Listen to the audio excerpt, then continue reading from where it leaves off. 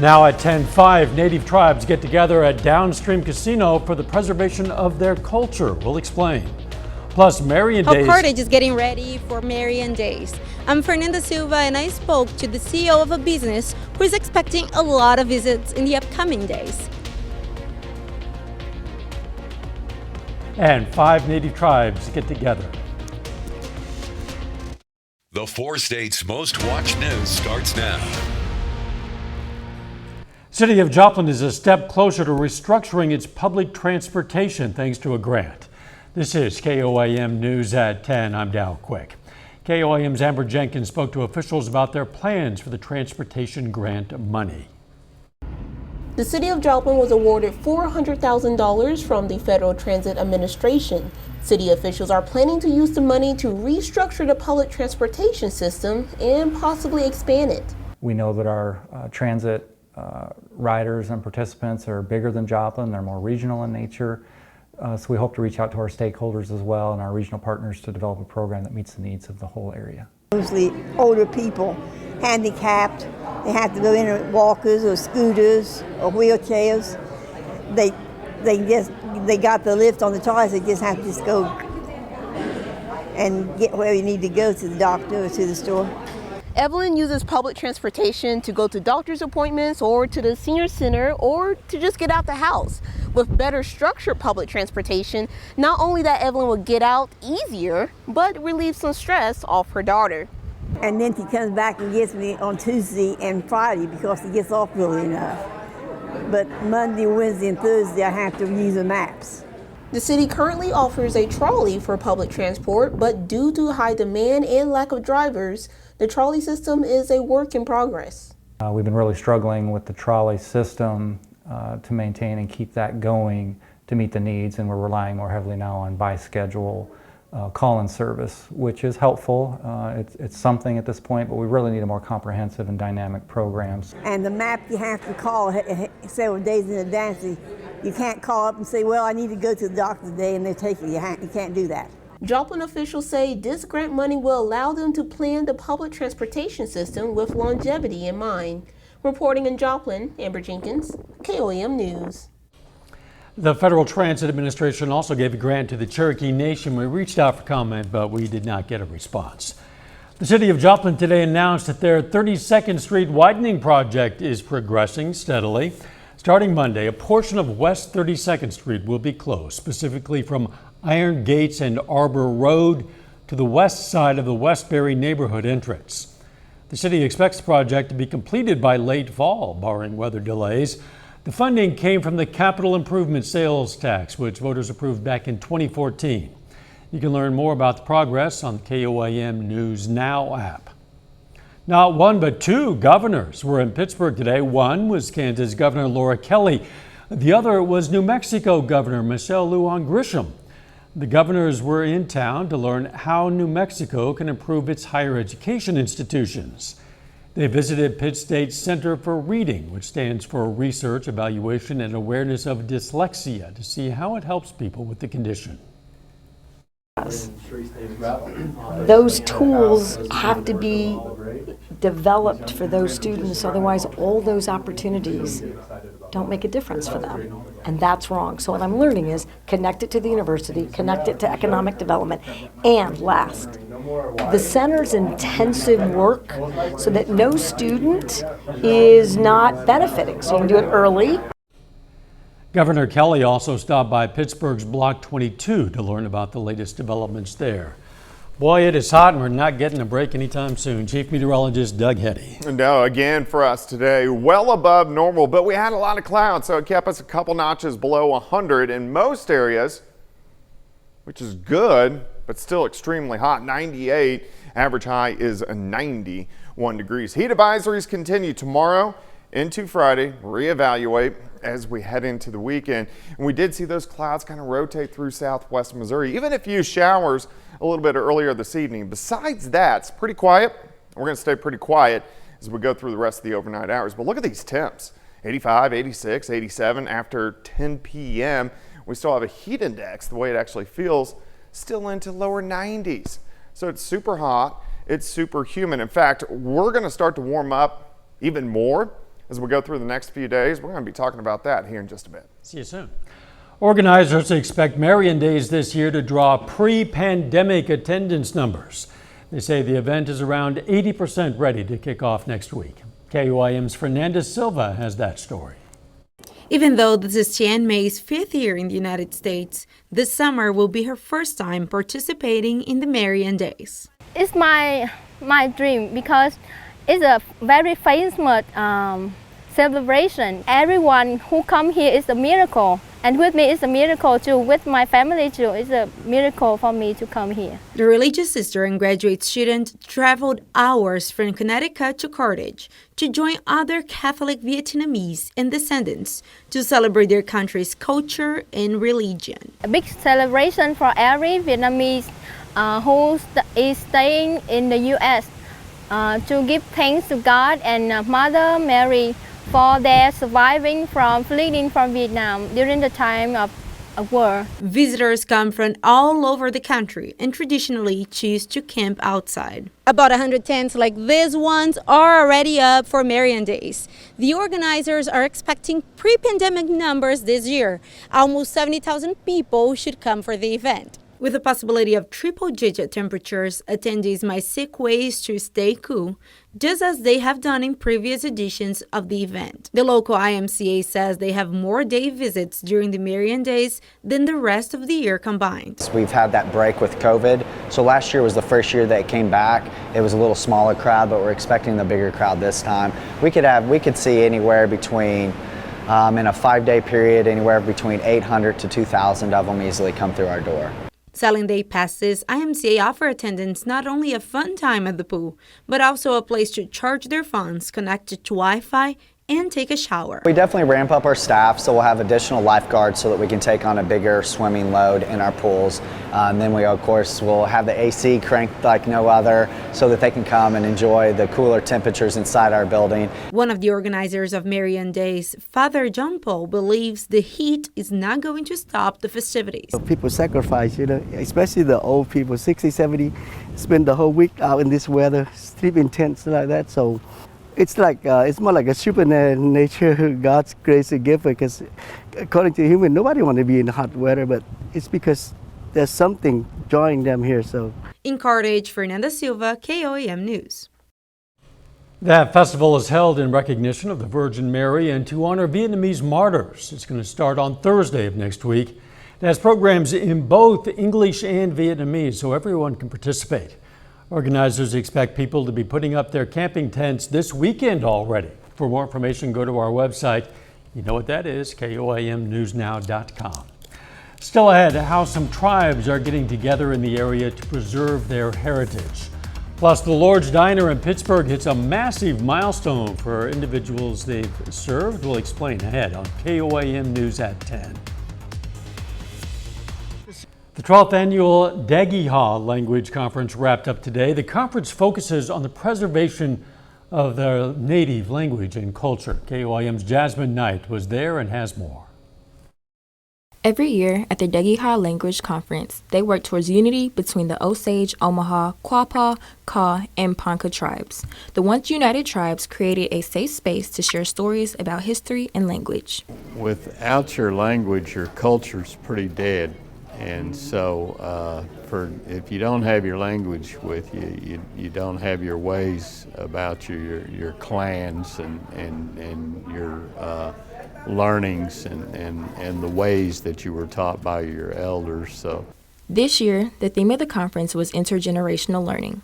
Their goal is to educate and pass on Dagiha to the youth who may not speak the native language. Today we have a big issue with identity.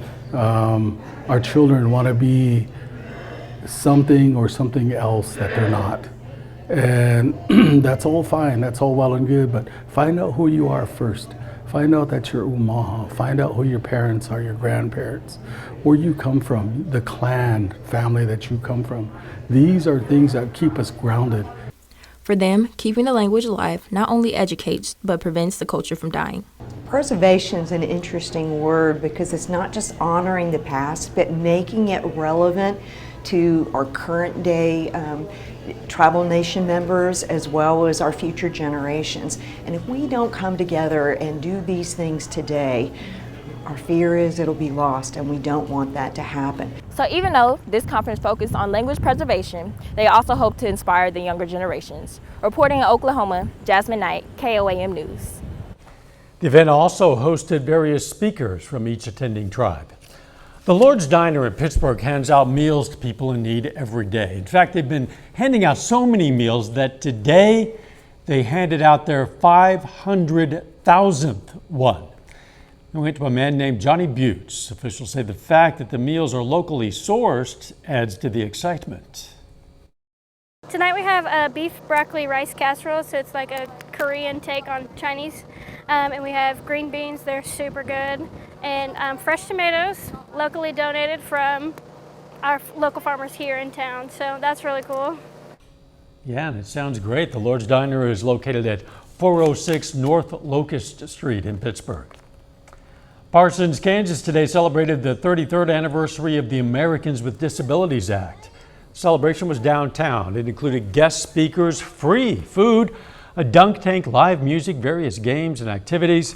The act was signed into law on July 26th of 1990. It protects the rights of people with disabilities. Once that became law and we started being, a class that was looked at as just as important as everybody else, like I said earlier, we became the largest voting bloc in the country because people with disabilities are in every other voting bloc. There's not anybody that's exempt from being a person with a disability. So if people have an issue that they can come together on, people with disabilities are the largest voting bloc. There was also a free vaccine clinic offering COVID and flu shots. A little later, a Diamond High School girls basketball standout commits to Missouri Southern. Details in sports. Plus, how long is this heat going to stick around? Are we going to get a break? We're going to look at that coming up.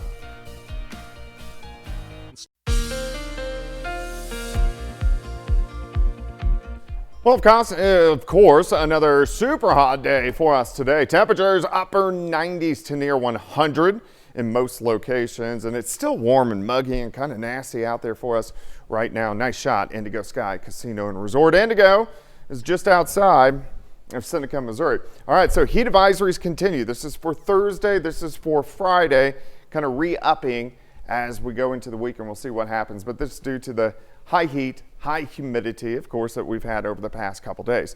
Temps right now, 83 in Lamar, 87 in Neosho, 84 in Miami.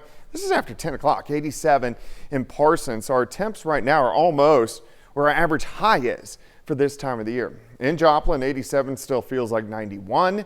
Visibility is good across the region, but still heat indices. Most of us 90, lower 90s across the region. At least we've had a little bit of a breeze, and we're going to continue to see this as we go through the next couple days. Winds tomorrow are going to be gusting kind of in that 20 to 25 mile per hour range. And then even on Friday, we'll have winds gusting 20 to about 25 miles per hour. So at least a little bit of a breeze helps us out. All right, not a whole bunch is going on here. We did have some clouds and a couple random showers kind of work through southwestern Missouri. Most of us stayed dry.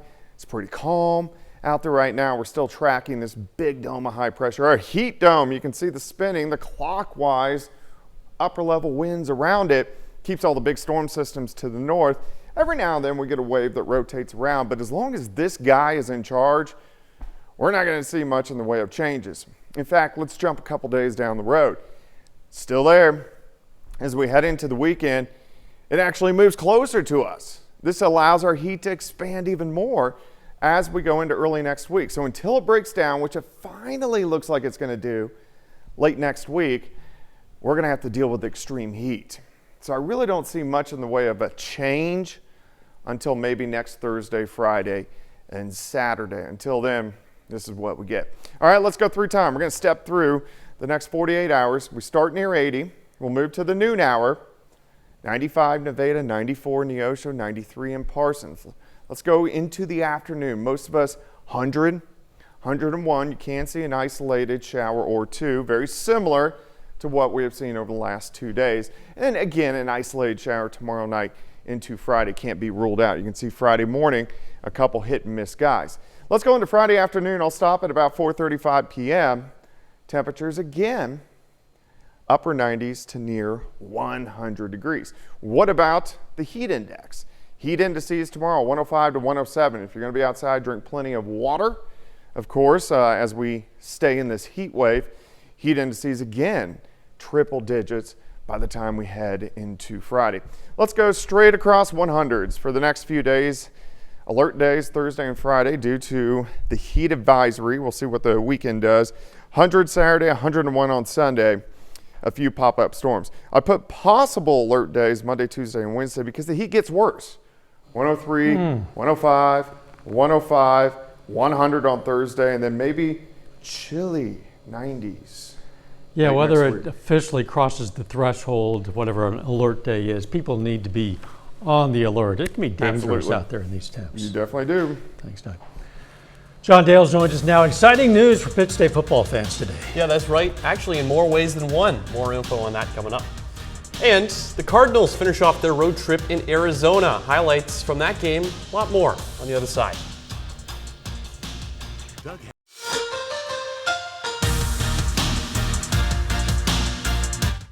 The votes are in, and the MIAA preseason football polls are official, with not too many surprises where teams are placed. Pittsburgh State right at the top, Missouri Southern down near the bottom. Starting first with the media poll, Gorillas sit in the top spot, Missouri Southern in the 8th spot. Pitt State received 22 of the 28 first-place votes, with Northwest Missouri getting 7 of them, and Emporia State right behind with 1. Those two lost to the Gorillas last year by a combined 3 points. Things are pretty similar in the coaches poll. Pitt State gets 8 of the 11 first-place votes in that one. Northwest Missouri receives 3. Missouri Southern does drop down to the 10th spot in the coaches poll, though, and coming off a 4-7 season last year, Lions head football coach Atiba Bradley does feel his group is headed in the right direction. We established ourselves in the ability to compete in this league, and I think it's been a long time since Missouri Southern's been able to do that. And so excited from that standpoint, but 2022 had a lot of close losses, and I'm excited to see if we've made the jump that we need to so that those close losses turn into close wins and we can flip this thing around. Pitt State football radio broadcasts will now be much more accessible across the 4 states area. The Gorilla Sports Network announces today that its radio coverage is expanding to include 40 different counties throughout Kansas, Oklahoma, and Missouri. 10 different FM and AM affiliates will carry the games, on top of the terrestrial radio coverage of the games. All of them can be heard live on ESPN 100.7's live stream online. Missouri Southern women's basketball has a new commit, and she spent the first 3 years of her high school career lighting up teams from across the 4 states. Grace Frazier announced her commitment to the Lions on Twitter yesterday. She's entering her senior year at Diamond High School in Missouri, and as a junior, eclipsed 1,000 career points, helped the Wildcats to a 22-6 season that ended with a career-high scoring outburst of 40 points in a Class III sectional playoff game. Cardinals wrapping up a week-long road trip this afternoon, hoping to get a series victory over the Diamondbacks in Arizona. Starting things out in the second inning, Nolan Gorman hits one deep to right center field off Zach Gallen. That'd be a solo homer, and we would hear from Gorman again later on in this one. It's his 21st homer of the season. Cards up 1-0. Ahead to the 6th, Diamondbacks trailing 3-2 up until that swing of the bat. Solo homer off Jack Flaherty ties this thing up at 3. We go ahead into the 7th inning. Ground ball single into the outfield, but that'll do the job. Bring in Paul DeYoung. Lead up to 4-3 for the Cardinals just 2 batters later. Busy frame for the Redbirds. Paul Goldschmidt continues the home run party in Arizona, crushes one into the seats, 2-run shot, his 18th of the year. Cardinals leading 6-3. And there he is again. Nolan Gorman in the 8th inning crushes this one to dead center. Really no doubt about it. His 22nd of the season, along with his 21st earlier in the game. Cardinals go on to win 11-7. And as the Women's World Cup continues along, we're giving you a chance to win some Fox FIFA Women's World Cup USA swag, like a boomerang, nose coat, tote bag, and more. Just scan the QR code on your screen to start your entry. You can find complete contest details and official rules at KOAMnewsnow.com/giveaway. If you're looking for a free way to watch the games. Remember, you can catch all of them on Fox 14. But bringing things back to football, I know we talked a lot about Pitt State, and rightly so, you know, the #1 team in the conference. But Missouri Southern, I'll tell you what, I'm excited to watch them this year. It's the first time at Media Days that I got to hear from Coach Bradley, and they just seem like a really group that's really well together. Yeah, Tipa Bradley has brought that team a long way, and they appear to be headed in the right direction for sure. Definitely. Some local kids raise money to go to the World Series. That's next. Some Frontenac youth baseball players are headed to the Cal Ripken World Series. But to get there, they got to raise some money, so that's what they did today. Frontenac 10 and under All-Stars held a car wash to cover travel expenses, and it's an experience the players definitely won't forget. We're really happy, and it was a lot of hard work, practices all the time, working hard. That they had a negative attitude when they were down, so that's how we beat them. The team made the World Series by winning the Kansas State Championship and the Regional Championship. Wow. Wish them well. It's obviously a great experience, a learning experience for them, not only participating in the sport, but also raising the money for that trip. Yeah, definitely. Plus, they're around water. And you need that. Yeah, because it's going to stay hot across the region, right around 100 next several days, and then creeping up a little bit more as we go into the beginning of next week. Final sports notes. I actually caught up with the Frontenac 10 and under team this evening at their practice. They're headed to Indiana for the Cal Ripken World Series. They're playing teams from all across the world.